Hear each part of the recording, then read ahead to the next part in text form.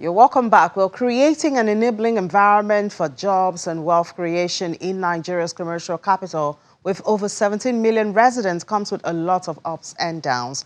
Let's find out how far so far from the special advisor to the chairman, board of trustees of the Lagos State Employment Trust Fund. We have Hakeem Onasanya joining us in the studio now. Hi, Hakeem. Good morning. Hi, good morning. Well, we just spoke about bread now, and even the president of the Premium Bread Makers told us how he has had to lay off some of his staff. So there you go, unemployment increased in Lagos. That's bad news for us.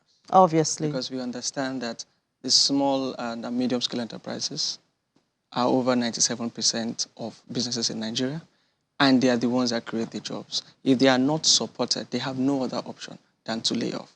And that is why we as an agency are interested in supporting these enterprises, because they have more of them and they have the capacity to create the jobs to reduce unemployment. So when we're hearing that people are going to lay off or they've even laid off, it's sad news for us. Yeah, it is sad news. And then you guys have the responsibility of creating the enabling environment. I think that's one of the most difficult things at this time, because you go from power to security to infrastructure to supply chain disruption. Yeah. I don't know how you handle all of that, especially here in Lagos State. A lot of the ease of doing business starts from the federal level, and that is where PEBEC comes in.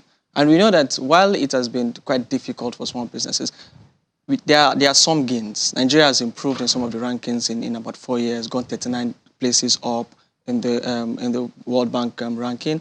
11 places up in World Economic Forum Registration ranking. of businesses, I know, has been better. Has been better, but we still have a long way to go, because according to the Smithson report, out of about 39 million MSMEs in Nigeria, just about 2 million are registered, but 37 million are not registered.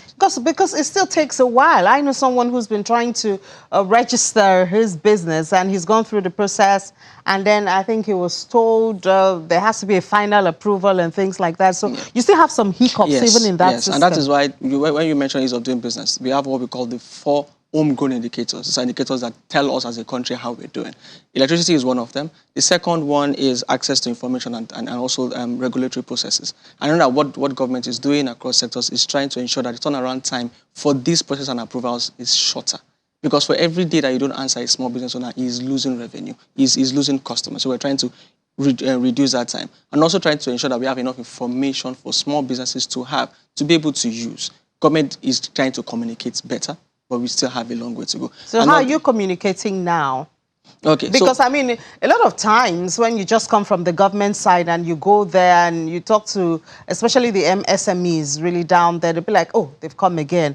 Maybe they want to collect tax. So they have one agency or one agent or the other standing in. So it would be very interesting to know how you have been able to, if you have been able to win the confidence of the private sector, you understand, to be able to pass across that we are actually coming for good. Your good is our good and the good of the nation. Yes, I think first is we understand that out there it is not easy for these businesses, and we have a duty to protect these businesses. One way in which we've been able to communicate with them is, aside from access to loan facilities that we do, we also do grants.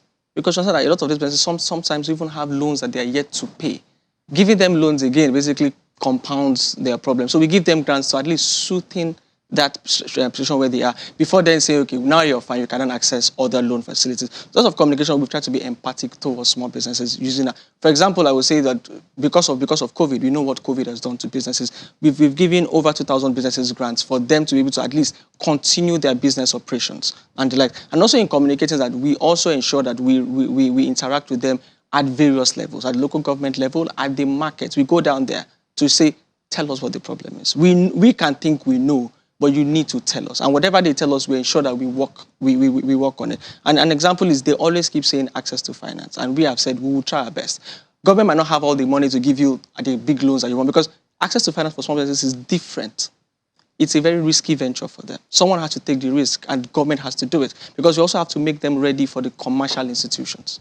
A lot of businesses do not have their records. A lot of them cannot tell you accurately how much they make on a monthly basis. Yeah, I was going to go to that because it's not just about giving them money. You need to be able to train them on actually how to keep their books. Yeah. You know, how to even measure growth if there is, and be able to manage their finances so that, I mean, they're not going to get grants forever, and they're not supposed to stay small forever. Yeah, so, and that also goes for that. We have two types of businesses in Nigeria. We have the lifestyle businesses and we have the scalable enterprises. A lot of our businesses are lifestyle businesses. They do it because they want to be able to pay their school fees of their children, pay their rent. They are comfortable in that space. But we need them to become scalable enterprises where they can expand, where they can employ more people. And that's why we organize business training for them. How do you keep your books? How do you measure your profitability? How do you also manage your employees? Because this business is going to employ one more person. It goes beyond employing your brother or your cousin. You have to employ somebody. How do you also take care of that? So we also ensure that we do those trainings for those small businesses because we need to take them from where they are to where we ought them, to be. So access to finance, yes, but we are also ensuring that we train them, which is because we call it business support. And that training is of two sides. Aside training those in, those in the businesses, there are also discussions between universities and agencies like SMEDAN to bring entrepreneurship to the universities and secondary school education. An example, I think the University of Lagos has an entrepreneurship center where students can begin to own their own skills on their business so that when they come out, they are not coming out too green to be able to start their businesses. And those are ways in which we can de-risk entrepreneurship. Because you don't want to go in there. Entrepreneurship is easy. Whether I like it or not, at the end of the month, you get something, a salary. As a business owner, if you don't make money today, you're not going to pay yourself.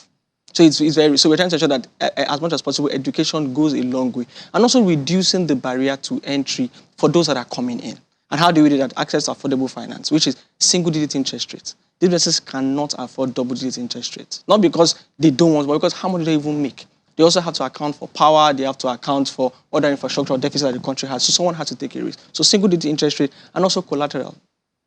At least as a government agency, we are removing collateral from but that opens you to bad debts. But the question is, someone has to take that risk. Exactly. Because we need to prepare them for the financial institution. So we've had businesses who start with us, and then they are now able to face the financial institutions because they can now give them a credit history, saying, oh, I've done it before. Because a bank would not give you a very low interest rate if they know it's going to be a risky venture loan into you. But if you tell them that, oh, I've gotten loans from these people, I paid in due time, I have good character, then it helps them to get more. So it's risky, I won't say, but someone has to take that risk. And the private sector would have to load up their interest rate to account for the risk. But we have to do it for them. So that we can also ensure that patent flow into the commercial ecosystem. Yeah, I'm glad you mentioned the students because honing skills is one thing. And if we want to talk about mopping up unemployment, then we should not just expect that, people will go through the school and then come out to get a job. And we have to talk about creating jobs. So tell us about how you work with populating the entrepreneurship space with fresh minds, or even some people who are already there, but equipping them with skills that they need, especially today's skills. And not the typewriter skills, equipping them with the skills that they need for today and tomorrow, to occupy that entrepreneurship space. So for us to get new entrants into the entrepreneurship, especially young people, youths, first we need to break down the barriers to entry. One is what I've said about educating them from the secondary school and the tertiary. So do you go to universities? Do you take your programs to universities? Do you have portals? How do you get them? So what we do presently is that we've looked at the age range of these people, and then we target programs at that age range. And then because universities are federal entities, we do not have enough, we do not have that bandwidth to go in there and then do as much as we want. But the Lagos State government has a tech ecosystem incubation center in Unilag, where people who want to start their tech companies can start from there. They pitch it to that center, and if it's something that we see that is scalable, then we then create an incubation system for them where they go in there and that they would have refined that idea into into a business enterprise. Aside that, they also have access to mentorship because we know that someone to hold your hand, someone to tell you that you don't make this mistake at this point. This is how you build your business plan. This is how you talk to investors. We also have that mentorship platform available for young people who want to go into the tech, what do you call it, space. And aside that is also what we do in terms of, for people who are not going into the, who want to do non-tech businesses, is what we call entrepreneurial hubs. For example, we know what it takes for someone to start a laundry business. You definitely need the washing machine. And now if you want, and for a young person, you definitely cannot use a washing machine that was built 20 years ago. You want something that is quite modern, that can make his work faster. That's expensive. So we are going to what we call hubs. For example, a laundry hub where we have tens of washing machines. But that's not available yet, your hubs? Yes, it's not available yet now. The laundry hub is not available now, but it's in the pipeline. And like, how soon? How soon? Well, we have a lot of things in the pipeline in Nigeria. That's why people blow up the pipelines and still don't see anything. And that is because we understand the enormity of the problems. I feel that we cannot wait. I'm sure before the end of the year, we'll have those hubs in certain communities where those where those occupations are a majority. So you can use the laundry hub, go in there, get clothes from your customers, go into the hub, pay to use the hub, dry clean your clothes, iron them, and deliver to your clients. You don't have to have a washing machine to do all of that, because if that's being done, we're going to reduce the barrier to entry for young people into entrepreneurship. And also, what we're also trying to do is to remove the cultural barriers to entrepreneurship. People will still tell young people that even if you're doing business, just do it for some time. You still go and look for a job. Don't worry, because we still look for security.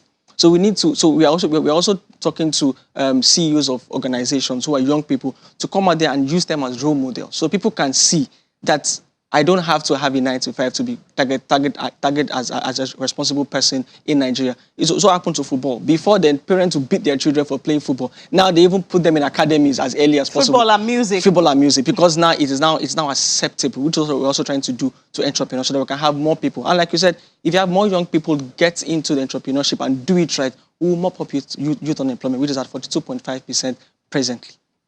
And then leaving the youths, here in Lagos, if you go to the market, I think you deal a whole lot with market women. Yeah. But they have the challenge of everybody's coming for taxes. You have the boys from the local government, you have the ones from the state government, and it just looks like anybody who has the idea and the guts can actually go and harass them. So how do you protect people like that? So what we do is, one, to let them have enough information of who they're supposed to pay to in the first place. Sometimes sometimes the business people are ignorant, and so anybody they see, they give. So we are educating them. We have what we call master classes, where we bring them together and say, these are the levies you're supposed to pay, ideally according to the law. And also at the other end of the government is trying to harmonize all of these payments into one, so that it's just one person that goes to them. So when they know that when they've paid it to that person, they've paid 500 people, we can go back and share it across the different agencies. So from the supply side, on top of the business owners, educating them on what they need to pay for and why they're paying for it. Because we need to have a sustainable flow of income into the government via these levies and taxes, so that we can keep producing public goods for them to use. But apart from the government, we're also trying to harmonize these agencies and this capital together, so that they have just one face with the business owner. Yeah, well, that provision of public goods, I could take you on that, but I know that's not your territory.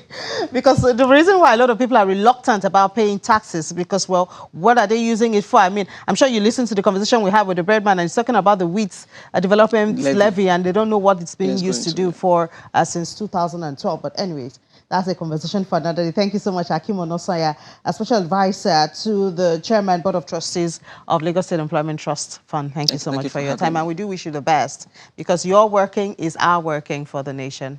Unemployment is everybody's business. It is everybody's business, yeah. Thank you very much. All right, so from there, we'll take a break now. When we come back, we'll head to the markets. It's still Business Morning on Channels Television.